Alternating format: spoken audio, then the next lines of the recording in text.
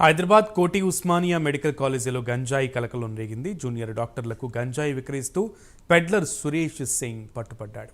సురేష్ సింగ్ నుంచి జూనియర్ డాక్టర్లు కె మణికందన్, వి అరవింద్ గంజాయి కొనుగోలు చేస్తున్నారు. పెడ్లర్ సురేష్ సింగ్తో పాటు ఇద్దరు జూనియర్ డాక్టర్లను పోలీసులు అరెస్ట్ చేశారు. టెస్టుల్లో పాజిటివ్ రావడంతో జూనియర్ డాక్టర్లపై కేసులు నమోదు చేశారు. గంజాయి పెడ్లర్ జూనియర్ డాక్టర్ల నుంచి 80 గ్రాముల గంజాయిని స్వాధీనం చేసుకున్నారు.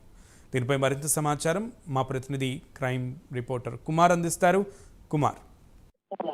Thank you Sunil. హైదరాబాద్ లోని కోటిలోని ఉస్మానియా మెడికల్ కాలేజీలోని ఏదైతే గంజా విక్రయిస్తున్నట్లు కూడా ప్రస్తుతం గుర్తించారు. ముఖ్యంగా జూనియర్ డాక్టర్లకు గంజా విక్రయిస్తూ ఓ పాత నేరస్తుల్ని Telangana state anti narcotics bureau అలాగే సుల్తాన్ బజార్ పోలీసులు రైడ్ చేసి రెడ్ హ్యాండెడ్ గా అయితే పట్టుకున్నారు. ముఖ్యంగా గంజాయి పెడ్లర్ సురేష్ సింగ్ పై గతంలో కూడా 5 కేసులు అయితే నమోదయ్యాయి.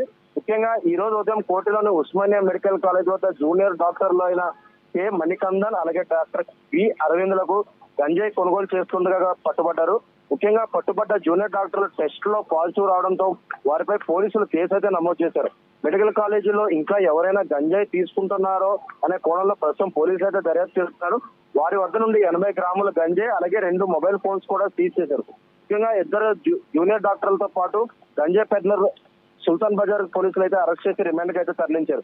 ముఖ్యంగా ఏదైతే ఉస్మానియా హాస్పిటల్లోని ఏదైతే జూనియర్ డాక్టర్లకి ఈ గంజాయి సరఫరా చేస్తున్న పాత నేరస్తున్న అయితే పోలీసులు అయితే అదుపులోకి తీసుకున్నారు. అలాగే మరొక పక్క ఈ గంజాయి ఎక్కడి నుంచి తీసుకొస్తున్నారు, ఎవరికి సప్లై చేస్తున్నారు, అలాగే డాక్టర్లు అంటే ఉస్మానియా జూనియర్ డాక్టర్లు ఇంకా ఎవరైనా వీళ్ళ దగ్గర నుంచి గంజాయి కొనుగోలు చేస్తున్నారనే కోణంలో అయితే ప్రస్తుతం ఏదైతే పోలీసులు అయితే విచారిస్తున్నారు. ముఖ్యంగా ఇద్దరు డాక్టర్లు ఏదైతే మణికందన్ అలాగే డాక్టర్ వి అరవింద్లకు అయితే పాజిటివ్ రావడంతో ప్రస్తుతం ఏదైతే వాళ్ళని అయితే రిమాండ్ కి అయితే తరలించడం జరిగింది.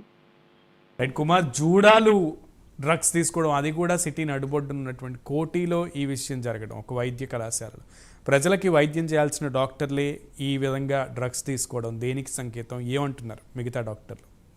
ఎస్ సునీల్, ముఖ్యంగా ఏదైతే ప్రజల ఆరోగ్యాలు కాపాడే డాక్టర్లే ఈ గంజాయికి ఏదైతే మత్తు బానిసలు అయితే అవుతున్నారు.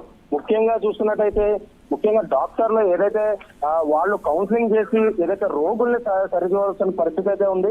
ఈ నేపథ్యంలోని ఏదైతే ఈ డాక్టర్లు జూనియర్ డాక్టర్లు అంటే జూడాలు మాత్రం ఇలాంటి గంజాయిలు సేవించడంలో కూడా ఎంతో అప్రమత్తంగా ఉన్నారని కూడా తెలుసు. ముఖ్యంగా చూసుకున్నట్టయితే గంజాయి సేవించడంతో పాటు ఏదైతే డాక్టర్ వారి భవిష్యత్తే కాదు పేషెంట్ల భవిష్యత్తు కూడా నాశనం చేసే అవకాశం ఎంతోగానో ఉంది.